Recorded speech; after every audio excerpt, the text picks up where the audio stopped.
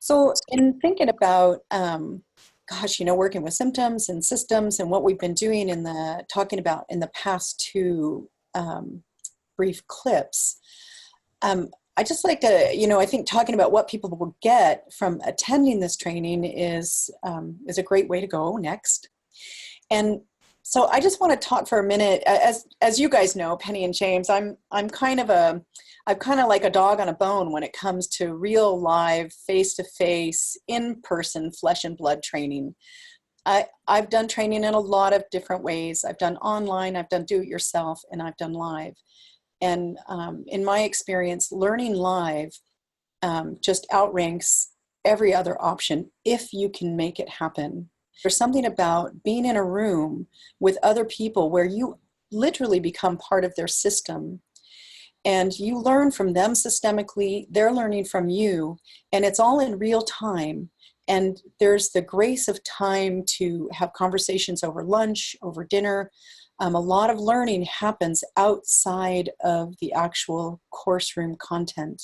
So that's a benefit I see for coming in January to learn this very hands-on, skills-based methodology that has lovely subtleties that only really arise over time with individuals.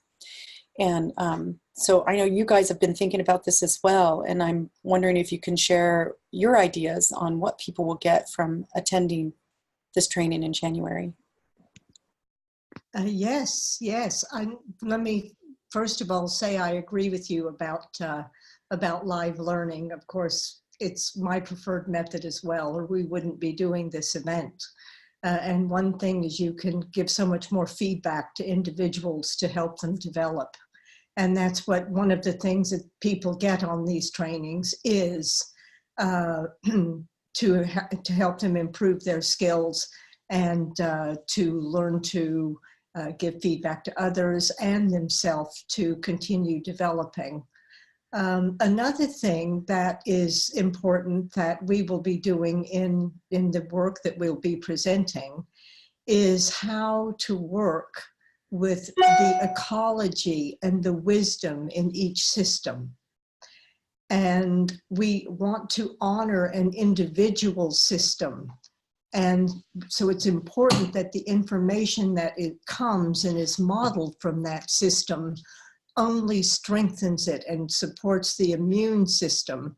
It doesn't try to change, but rather works with it to help the system learn to change itself. It's also important that in organizations or in teams that they continue to develop their resilience, that they work with each other in a way that will support the ecology of each system. And that is something that we will be focusing on this event. And James, do you have anything to add to what Penny was talking about? Yeah. I don't know how long you've got, but let's just take one or two highlights. For example, this way of thinking, systemic thinking about these things, doesn't come naturally to many of us.